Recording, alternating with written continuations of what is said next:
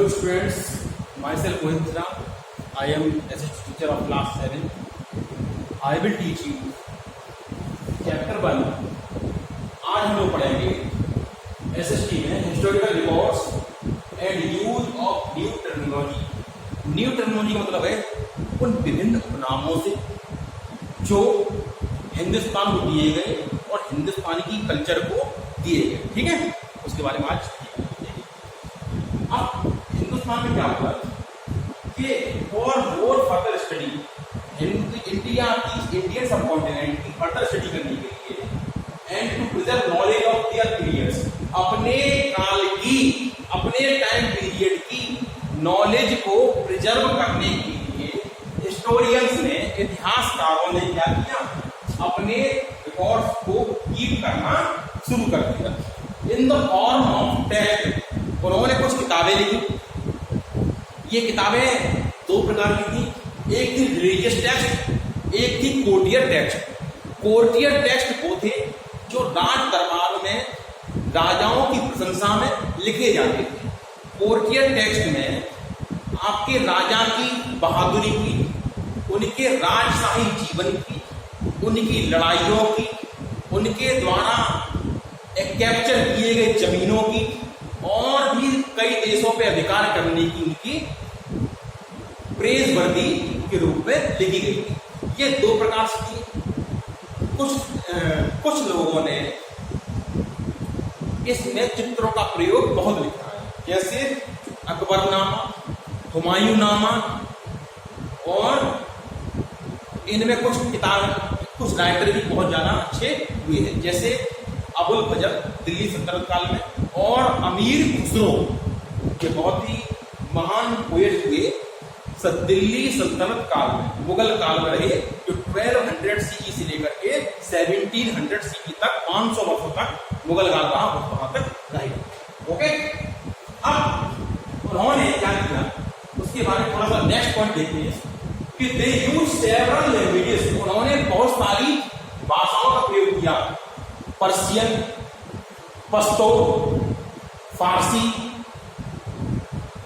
Urdu, okay, हिंदुस्तानी आदि, और ancient time पर हिंदुस्तान चलने वाली संस्कृत वो भी कुछ जगह यूज की जाती है। ओके, चलिए, and these changes considerably by time.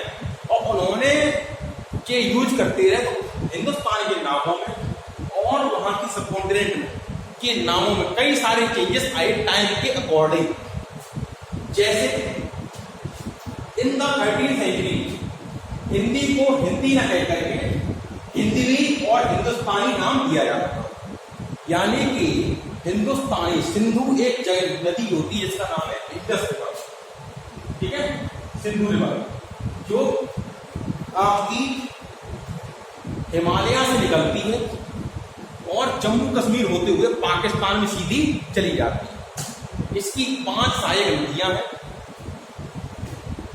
इन सहायक नदियां में सतलज रिवर जो है इंडिया में सबसे ज्यादा रहती है। ओके, तो क्या होता है, तो हिंदुस्तानी नाम बदल गया। ठीक है, यानी कई सारी भाषाओं का प्रयोग करके हमने डिफरेंट नाम रख दिए। जैसे हिंदुस्तान का एक नाम और पड़ा, उसका नाम पड़ा इंडिया।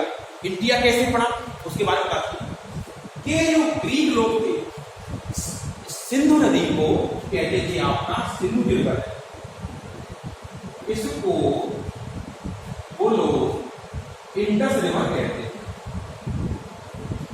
Indus river. ठीक, और इंडस रिवर के चारों ओर की वो लोग पीपुल जो इंडस रिवर का पानी पीते थे और वहां के चारों ओर रहने वाले लोग थे, वो कहलाए इंडियंस। ओके, इसीलिए हिंदुस्तान का मॉडर्न नाम इंडिया इसीलिए पड़ा क्योंकि हम लोग इंडस रिवर यानी सिंधु नदी के पास रहने वाले लोग हैं। क्लियर बच्चों? अब आती बात, एंशिएंट में इंडिया का नाम भारतवर्ष भी था। भारतवर्ष जो है वो आपका भरत के नाम से लिया गया है। हिंदी में एक महान राजा हुए जिनका नाम था भरत। उन भरत इतने प्रतापी राजा थे कि उनका राज्य वर्तमान हिंदुस्तान, पाकिस्तान, नेपाल, अफगानिस्तान, भूटान, बर्मा, इन सभी राज्यों में तक था।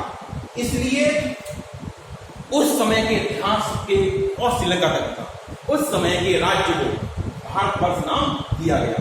और भारतवर्ष आज के 5 देशों के बराबर है। ओके, अब बाबर ने क्या किया? बाबर ने इस पॉलिटिकल कॉन्टेस्ट को, ज्योग्राफिकल एरिया को हिंद नाम दिया। बाबर जो था, अंग्रेज क्या कहते हैं, बाबर जो है एक हुमायूं का पिता और दिल्ली में सल्तनत काल, मुगल काल की नींव रखने वाला व्यक्ति था। उसने इस एरिया को हिंद कहा। ठीक, हिंद क्यों? क्योंकि जो अरबी लोग होते हैं वो साठ को क्या कहते हैं? साठ को सा ना कहेंगे, हा कहते हैं। और हा कहने के कारण सिंधु नदी को कहा उन्होंने हिंदू नदी, और सिंधु नदी के पास रहने वाले लोग हिंदू कहलाए, और जो एरिया कहलाया वो कहलाया हिंद।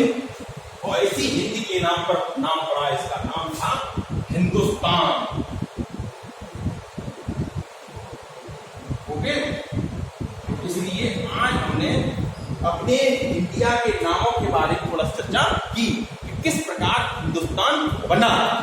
ओके, अब अमीर खुसरो ने इसी सेम टेक्स्ट में हिंदुस्तान कहा, क्योंकि वो भी, अमीर खुसरो भी दिल्ली सल्तनत काल में एक कोर्टियर दरबारी कवि थे। नेक्स्ट आती है आपका other knowledge sources of in this continent. इस कॉन्टिनेंट के बारे में आपको और नॉलेज सोर्सेस कैसे मिलेगी?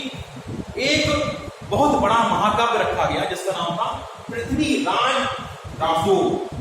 पृथ्वीराज रासो ये एक दिल्ली के राजा हुए जिनका नाम था, महान राजा था जिनका नाम था पृथ्वीराज चौहान।